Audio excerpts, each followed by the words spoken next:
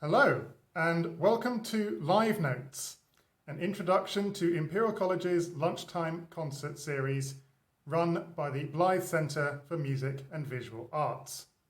My name is Dr. Bruno Bauer.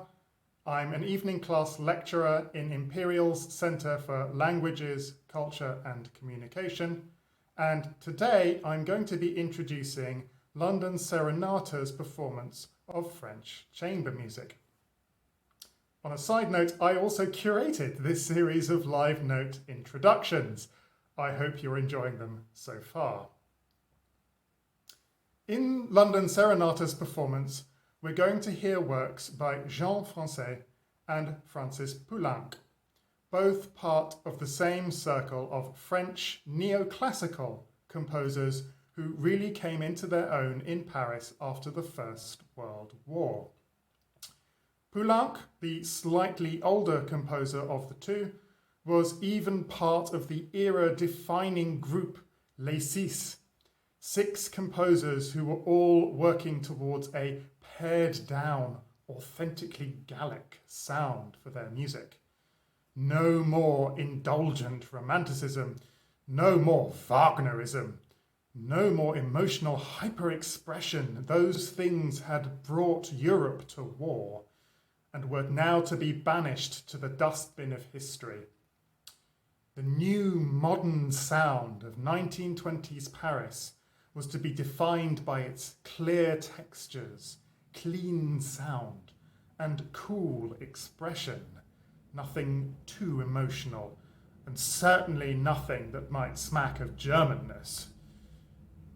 Composers like Bach, Pergolesi, and Mozart became models for the new musical style, celebrated for their formal musical designs and somehow a sense of classical antiquity to them, the musical equivalent of a Doric column or a sculpture in white marble.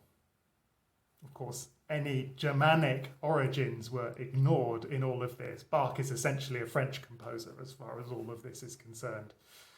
Think of Chanel's Little Black Dress from 1926, with its architectural simplicity and transformation of black from a colour of mourning to something chic.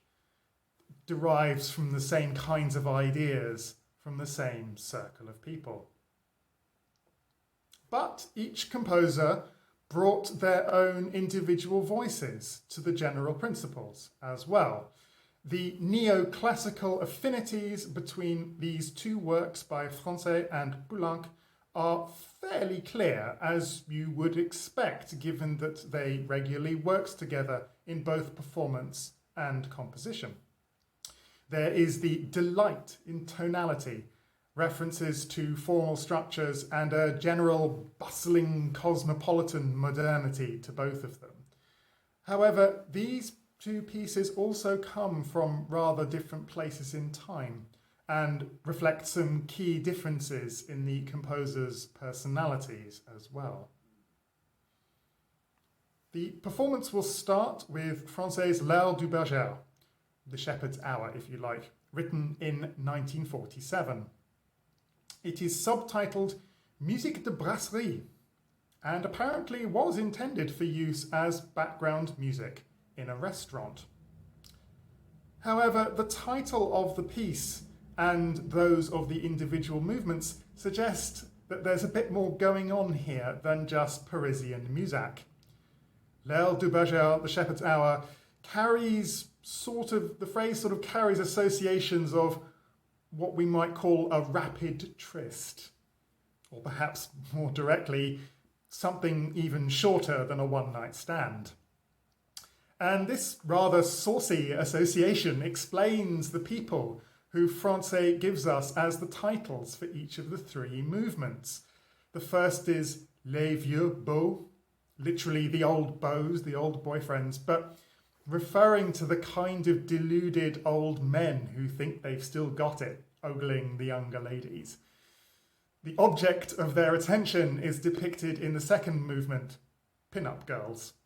The English title making it clear that we're probably talking about an American gal rather than a French mademoiselle.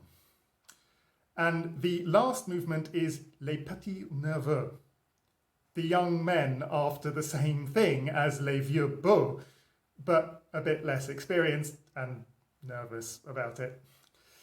It's all rather racy, and it makes me wonder if it really was meant to be played in the background of a restaurant, you know, with the patrons enjoying their meals while this music played in the background. Did they actually know the title of the piece or any of the titles of the movements? Or did the charmingness of it all just carry them away without them ever being the wiser? Or is that musique de brasserie not actually telling us it was performed in a restaurant, but maybe a more kind of euphemistic allusion to perhaps a different kind of establishment, perhaps one in which these kinds of things might be taking place? I'm not sure. Either way, Française always said that his primary aim in composing was to entertain, to give people something they could unashamedly enjoy. And his music is usually so bubbly and joyful that most people have just taken him at his word. But I do find myself wondering if there is some very well hidden darkness behind it. After all, that image of old men looking at American pin-up girls has just that little bit more bite when you know that this piece was written in the period immediately after the Second World War, where everyone in Paris wanted to show that they had been on the right side all along. Poulenc's sextet, on the other hand, comes from much earlier in time, written in 1932, and doesn't perhaps quite carry the same historical baggage on its shoulders. It doesn't make any sense to talk about it in quite those same terms. But it also shows the hallmarks of Poulenc's double-sided personality, what the critic Claude Rostand would later refer to as half monk, half naughty boy. Poulenc could certainly be as racy as Française.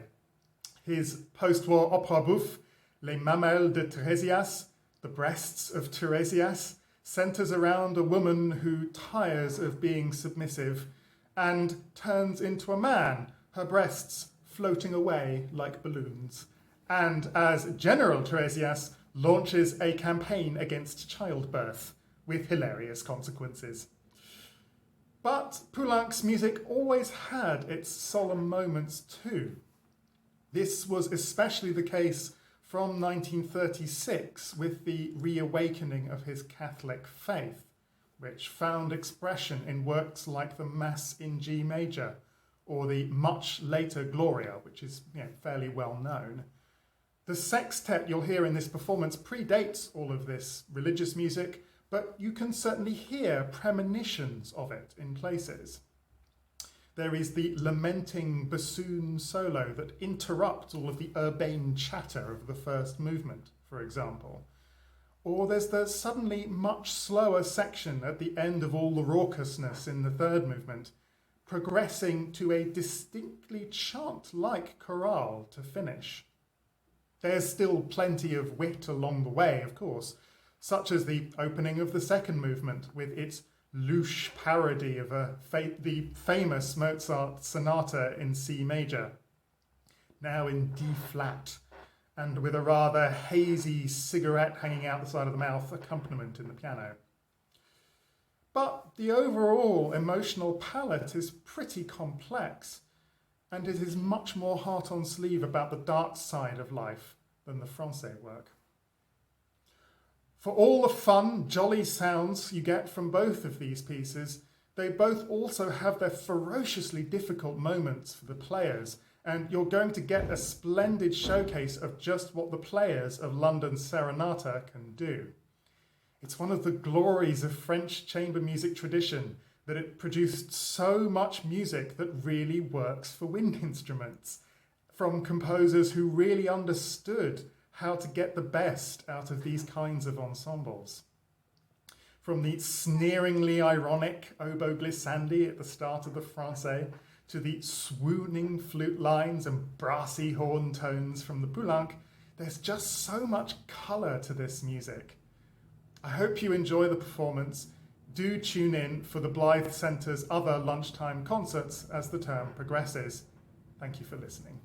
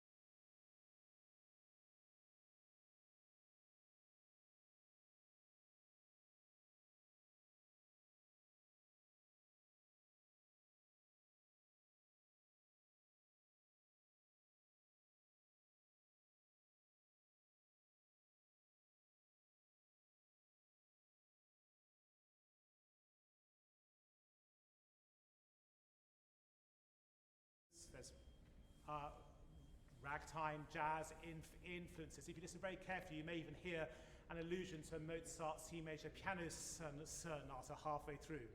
We then go to the distinctively Gallic Française, L'heure du berger, and we finish with an arrangement of Jeux d'enfants, children's games, originally written for piano for 4 hands.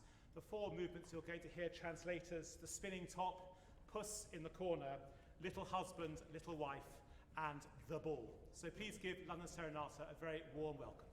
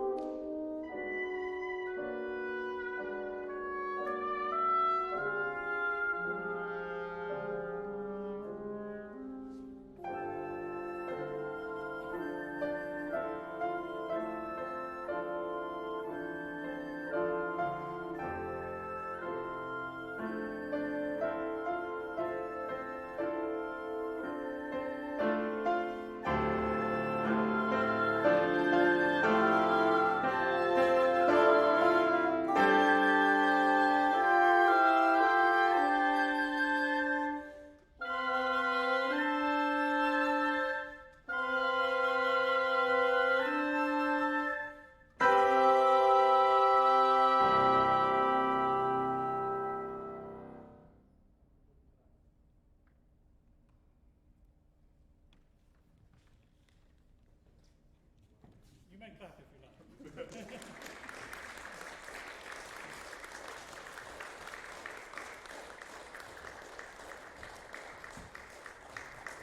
Thank you, and what a great pleasure it is for us to be A, playing a concert, and B, here, which is, of course, one of the great institutions around the world researching into COVID-19.